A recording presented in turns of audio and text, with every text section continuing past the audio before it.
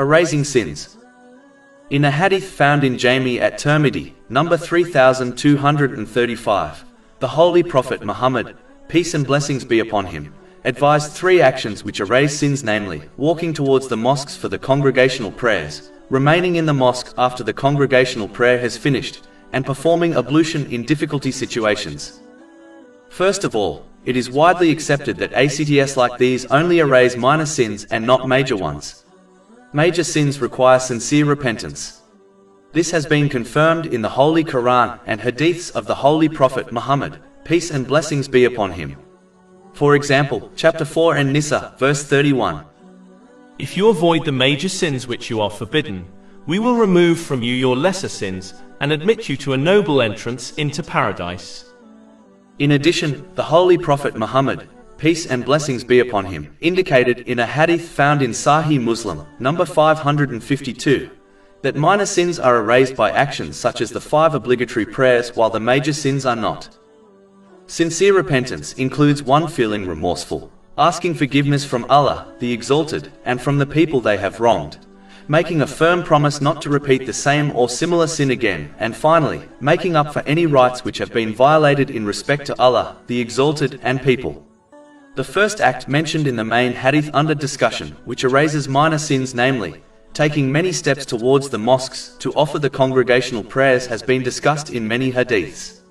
For example, a hadith found in Sahih Bukhari, number 2119, advises that the one who performs ablution at home and sets out for the mosque to perform the congregational prayer will have a sin forgiven or their rank raised by 1 degree for every step they take.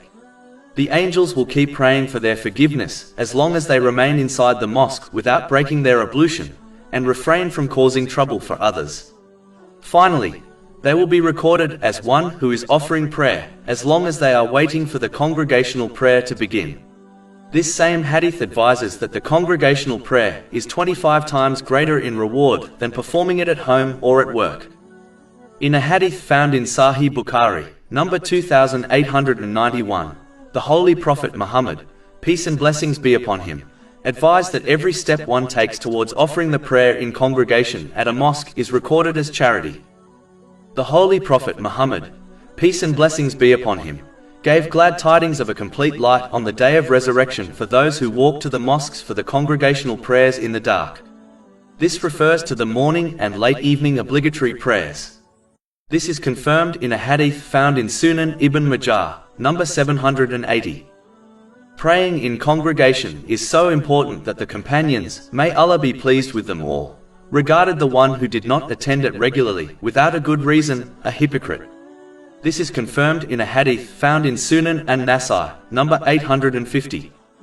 The second action which erases minor sins mentioned in the main hadith is staying in the mosque after the congregational prayer has concluded.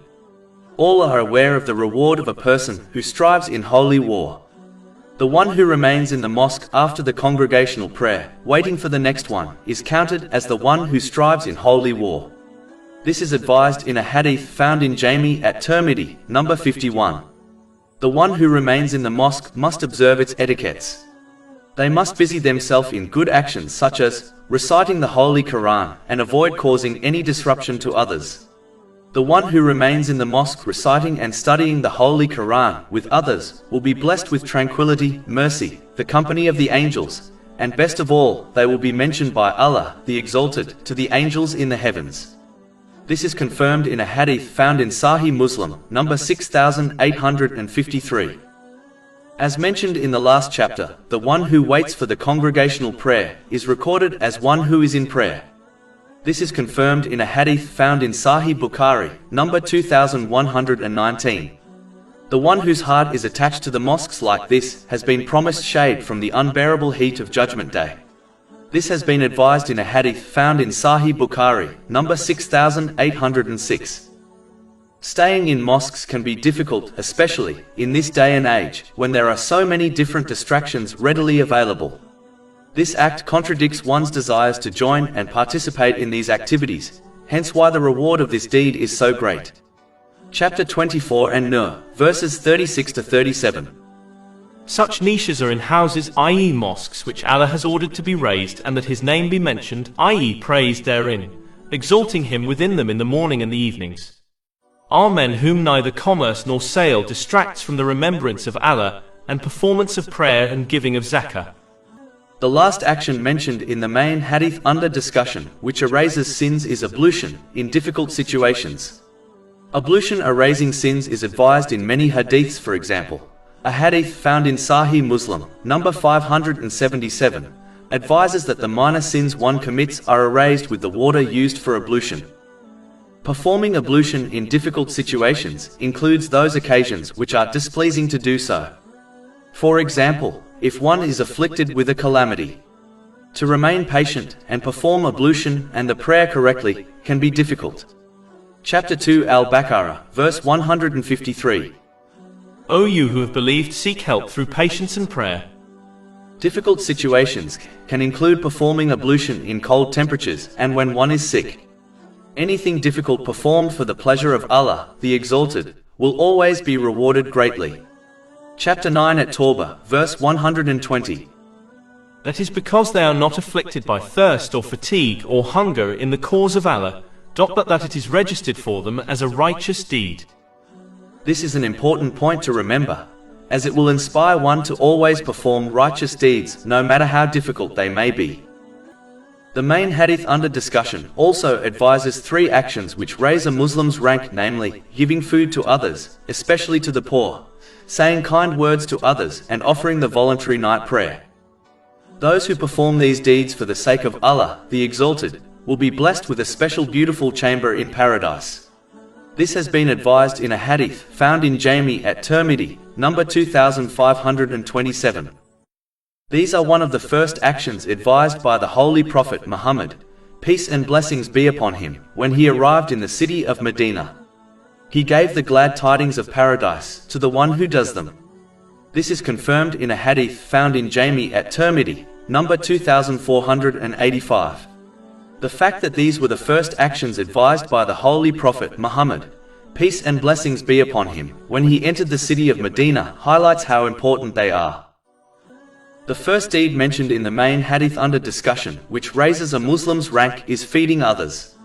Offering food to others is a very special deed, and when done sincerely for the sake of Allah, the Exalted, reaps an unimaginable reward. In fact, the Holy Quran has declared that those who do this will be protected from the torment of Judgment Day and blessed with paradise. Chapter 76 Al-Insan, verses 8 to 12. And they give food in spite of love for the needy, the orphan and the captive, saying, we feed you only for the face, i.e. approval of Allah. We wish not from you reward or gratitude. Indeed, we fear from our Lord a day austere and distressful. So Allah will protect them from the evil of that day, and give them radiance and happiness, and will reward them for what they patiently endured, with a garden in paradise and silk garments. Allah, the Exalted, gives people according to what they do. For example, the Holy Quran mentions that if one remembers Allah, the Exalted, He in turn will remember them. Chapter 2 Al-Baqarah, verse 152. So remember me, I will remember you. Feeding others for the pleasure of Allah, the Exalted, is just the same. The one who performs this righteous deed will be fed food from paradise, and whoever gives drink to others will be given drink from paradise on Judgment Day. This is confirmed in a hadith found in Jami at Tirmidhi, number 2449. When asked about the best type of Islam, the Holy Prophet Muhammad, peace and blessings be upon him, advised in a hadith found in Sahih Bukhari, number 6236, that feeding others and greeting others with kind speech are the best traits in Islam. Muslims should make it a top priority to act on this righteous deed and strive to feed others, especially the poor, on a regular basis.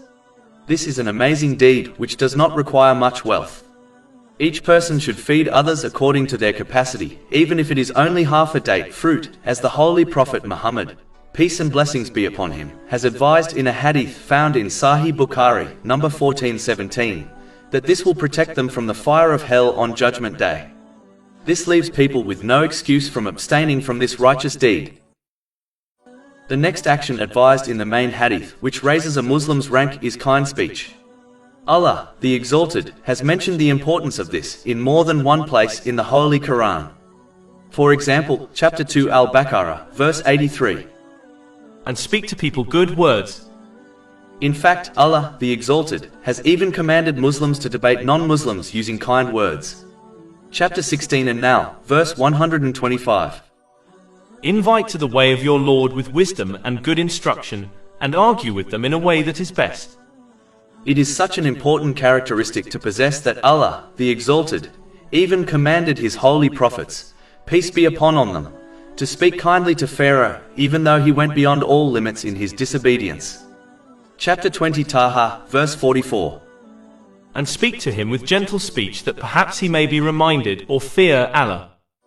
This clearly shows that one should always speak kindly with others, as no person they speak to will be as bad as Pharaoh. If Allah, the Exalted, commanded that Pharaoh be spoken to kindly, can one imagine how kindly people should speak to Muslims?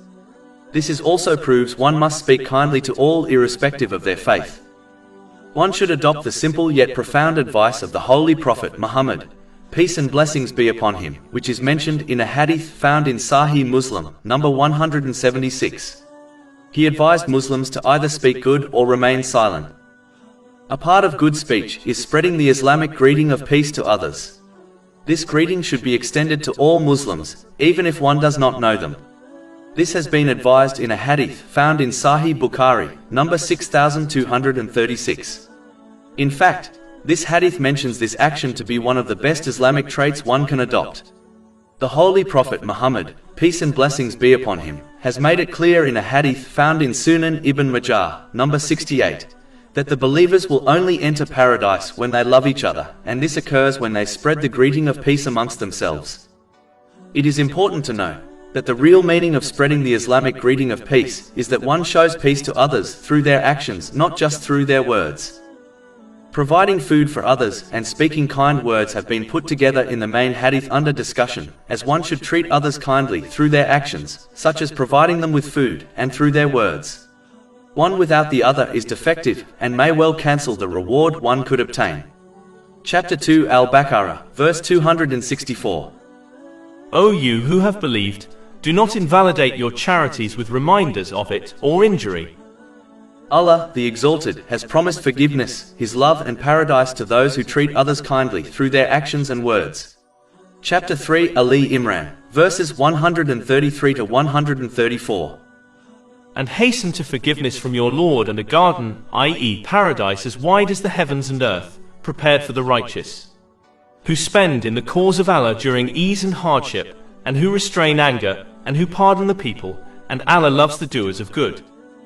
Withholding one's anger and pardoning others mentioned in this verse requires kind speech. Gentle speech will always be more effective on the hearts of others, especially when commanding good and forbidding evil, than harsh speech. This is indicated in a hadith found in Sunan Abu Dawood, number 4807. It was this kind speech and attitude which caused the companions, may Allah be pleased with them, to constantly gravitate towards the Holy Prophet Muhammad, peace and blessings be upon him. It is a characteristic of the Holy Prophet Muhammad, peace and blessings be upon him, Allah, the Exalted, specifically highlighted in the Holy Quran. Chapter 3 Ali Imran, verse 159. So by mercy from Allah, O Muhammad, you were lenient with them. And if you had been rude in speech and harsh in heart, they would have disbanded from about you. Therefore, it is vital for Muslims to adopt this characteristic, and treat others how they wish to be treated through their actions and words. The last action mentioned in the main hadith, which raises the rank of a Muslim, is offering the voluntary night prayer. Nighttime worship proves one's sincerity towards Allah, the Exalted, as no other eyes are watching them. Offering it is a means to having an intimate conversation with Allah, the Exalted. And it is a sign of one's servanthood to Him. It has countless virtues. For example, a hadith found in Sunan an-Nasai, number 1614, declares that it is the best voluntary prayer. No one will have a rank higher on Judgment Day or in paradise than the Holy Prophet Muhammad, peace and blessings be upon him, and this rank has been directly connected to the voluntary night prayer. This shows that those who establish the night voluntary prayer will be blessed with the highest ranks in both worlds. Chapter 17 Al-Isra, verse 79. And from part of the night, pray with it, i.e., recitation of the Quran as additional worship for you, it is expected that your Lord will resurrect you to a praised station. A hadith found in Jami at Tirmidhi, number 3579, advises that a Muslim is closest to Allah, the Exalted, in the last part of the night. Therefore, one can derive countless blessings if they remember Allah, the Exalted, at this time. All Muslims desire their supplications to be answered, and their needs to be fulfilled. Therefore, they should strive to offer the voluntary night prayer, as a hadith found in Sahih Muslim, number 1770, advises that there is a special hour in every night when good supplications are always answered.